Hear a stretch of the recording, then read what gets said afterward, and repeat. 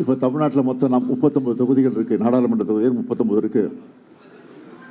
இதை குறைக்கிற அபாயம் ஏற்பட்டிருக்கு.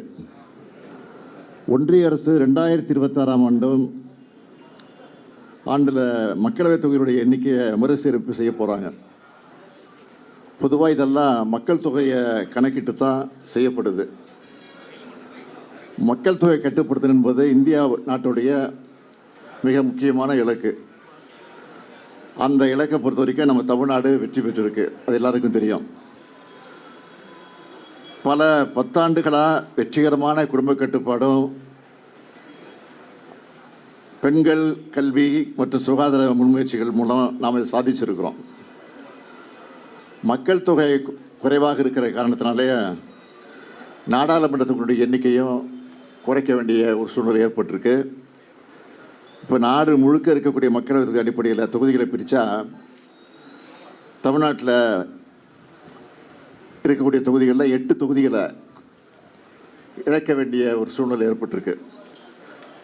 அதாவது இனி தமிழ்நாட்டுக்கு 39 எம்பிகள் இருக்க மாட்டாங்க, 31 எம்பிகள் தான் இருப்பாங்க. இன்னொரு முறையில் கணக்கிட்டு பார்த்தீங்கன்னா நாட்டில் ஒட்டுமொத்த எம்பிக்கள் எண்ணிக்கை உயர்த்தி அதுக்கேற்ப பிரித்தாலும் நமக்கு இழப்பு தான் ஏற்படும், நமக்கான பிரதிநிதித்துவம் குறைஞ்சி போயிடும். அதிக மக்கள் தொகை கொண்ட மாநிலங்களுக்கு அதிக பிரதிநிதித்துவம் கிடைக்கும். இதனால் தமிழ்நாட்டுடைய குரல் நசுக்கப்படுது. இது வெறும் உறுப்பினுடைய எண்ணிக்கையை பற்றி கவலை மட்டும் இல்லை, நம் மாநிலத்துடைய உரிமையை சார்ந்தது என்பதை நாம் மறந்துடக்கூடாது. தமிழ்நாடு எதிர்கொள்ளவிருக்கக்கூடிய பல முக்கியமான பிரச்சனைகளை தமிழ்நாட்டை பொறுத்த வரைக்கும் அனைத்து அரசியல் கட்சிகள் மற்றும் தலைவர்கள் எல்லாம் ஒன்றிணைந்து முதல் கட்டமாக இந்த கூட்டத்தை ஏற்பாடு செஞ்சுருக்கிறோம். அனைத்து கட்சிகள் எல்லாம் கடந்து அரசியலெல்லாம் கடந்து இந்த விவகாரத்தில் ஒன்று சேர்ந்து குரல் கொடுக்க வேண்டும் என்று உங்கள் மூலமாக நான் இப்போவே கேட்டுக்கிறேன்.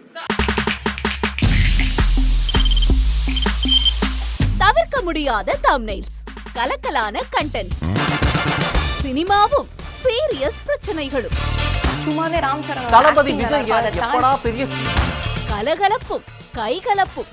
Me too love you, thank you sir. அவர்களை மாஸ் ஏத்துறது தியேட்டர் தெரிக்குதுனாலே டன் தான்.